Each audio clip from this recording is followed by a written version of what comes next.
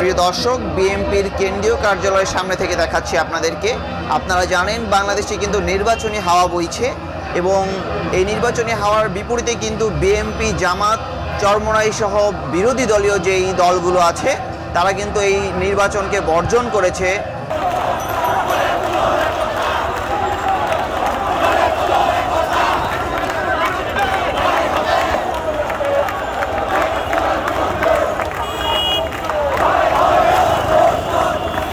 দেখছেন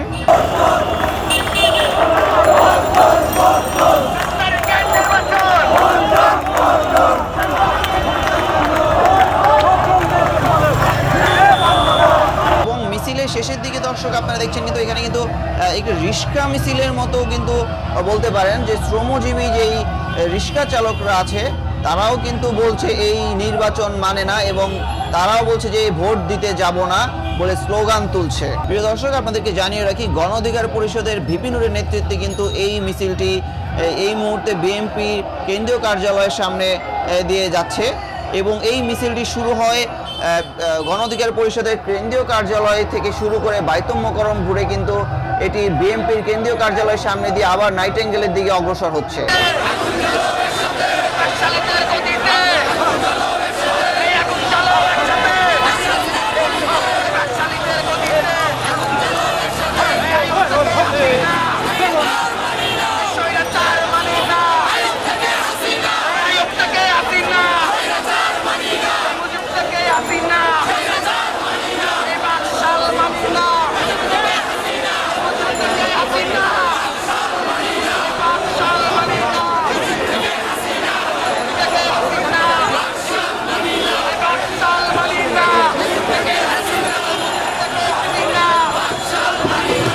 অত্যন্ত দুঃখ ভারাক্রান্ত মন নিয়ে আমরা হাজির হয়েছি। আপনারা জানেন এই সরকার একটি একতরফা নির্বাচন করতে যাচ্ছে।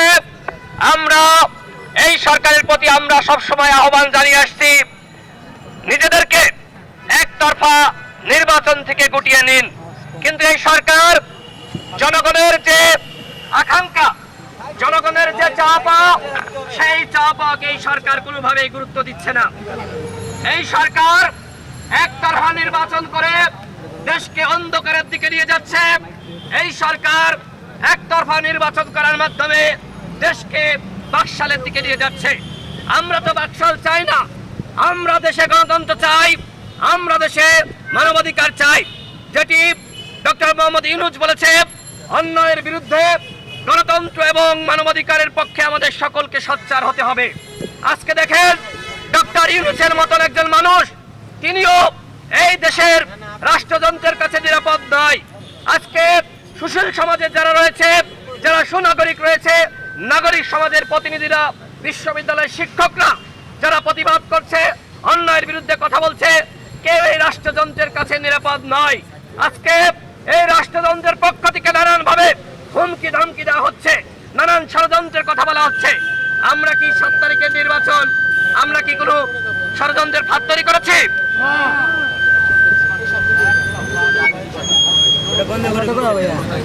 আমরা 7 তারিখে আমরা যেটি বলছি, শান্তিপূর্ণভাবে এই নির্বাচনকে প্রত্যাখ্যান করতে হবে।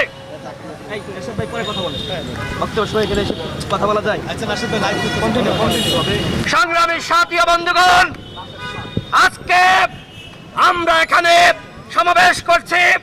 আমাদের দাবি একটাই, সেটি হলো এই তফসিল বাতিল করতে হবে এবং শান্তিপূর্ণভাবে অবাধ, সুষ্ঠু, নিরপেক্ষ এবং অংশগ্রহণমূলক নির্বাচনের আয়োজন করতে হবে। কিন্তু এই সরকার আমাদের কথা শুনছে না, আমাদের উপর হামলা করছে, নানান ভাবে আমাদের কণ্ঠরুদ্ধ করার জন্য ষড়যন্ত্র করছে। পুলিশ প্রশাসনকে দিয়ে ভিন্ন মতের মানুষকে গ্রেপ্তার করাচ্ছে। ইতিমধ্যে বিএনপি সহ ভিন্ন মতের প্রায় 30,000 নেতাকর্মীকে গ্রেপ্তার করা হয়েছে। এভাবে এই ভিন্ন মতের মানুষের কণ্ঠ রোধ করে সেই 71-এর পরে বাংলাদেশে যে বাকশাল কায়েম হয়েছিল, সেই বাকশালকে দীর্ঘস্থায়ী রূপদান করা হয়েছিল। সম্ভবপর হয়েছিল? সম্ভবপর হয়নি। 71-এর পরে বাংলাদেশে বাকশাল কায়েম করেছিল, এদেশের জনগণ মেনে নেয়নি। সুতরাং আজকে এই সরকার যেমনি ভাবে আজকে জনগণের কণ্ঠকে রুদ্ধ করে একশি বাকশাল কায়েমের পায়তারা করছে, বাংলাদেশের জনগণ এই বাকশাল মেনে নিবে না। আমরা বর্তমান প্রধানমন্ত্রী শেখ হাসিনাকে বলতে চাই, এখনো সময় আছে। সংবিধান অনুযায়ী আপনি পদত্যাগ করে এই সংসদ বিলুপ্ত ঘোষণা করে সংবিধানের 123-3 খ অনুচ্ছেদ অনুযায়ী আপনি এই সংসদ বিলুপ্ত ঘোষণা করে শান্তিপূর্ণ নির্বাচনের আয়োজন করুন। আমরা সবসময় বলে আসছি, আমাদের আন্দোলন সহিংস আন্দোলন নয়, আমাদের আন্দোলন শান্তিপূর্ণ আন্দোলন। জনগণের প্রতি আমরা আহ্বান রাখতে চাই, আগামী 7 জানুয়ারি এই সরকার কোনো নির্বাচন করছে না। আগামী 7 জানুয়ারি একটি ডামি নির্বাচন হচ্ছে। এই ডামি নির্বাচনে আপনারা ভোট কেন্দ্রে যাবেন না। এই যে নির্বাচন হচ্ছে, এই নির্বাচনে 5% ভোট কাস্টিং হবে না। কিন্তু এই সরকার তার রাষ্ট্রযন্ত্রের মাধ্যমে, তার প্রশাসনিক শক্তি, তার দুর্বৃত্তদের শক্তি ব্যবহার করে এই নির্বাচনে তারা 70% ভোট কাস্টিং দেখাবে। ডামি নির্বাচন দেখলাম, ডামি প্রার্থী দেখলাম, এইবার আমরা ডামি ভোটার দেখতে যাচ্ছি। ডামি ভোটারদেরকে ভোট কেন্দ্রে দাঁড় করিয়ে দেওয়া হবে। যে 2 লাখ সুবিধাভোগী রয়েছে, যেটি বিভিন্ন সরকারের আমলে ছিল, সেই সুবিধাভোগীদেরকে ভয় দেখানো হচ্ছে। ভোট কেন্দ্রে যেতে হবে এবং লাইনে দাঁড়িয়ে থাকতে হবে। আমরা দেশের গরিব, অসহায়, দুস্থ, সুবিধাবঞ্চিত মানুষকে বলবো, এই সরকার আপনাদের জীবনযাত্রার মান উন্নয়ন করতে পারে নাই। আগামীতে গণতন্ত্রের পক্ষের শক্তি ক্ষমতা আসলে আপনাদের সুবিধা আরো বৃদ্ধি করা হবে। এবং একই সাথে সকল সরকারি কর্মকর্তা কর্মচারীদের বলবো, আপনারা এই প্রশাসন নির্বাচনে কোনোভাবে সহযোগিতা করবেন না।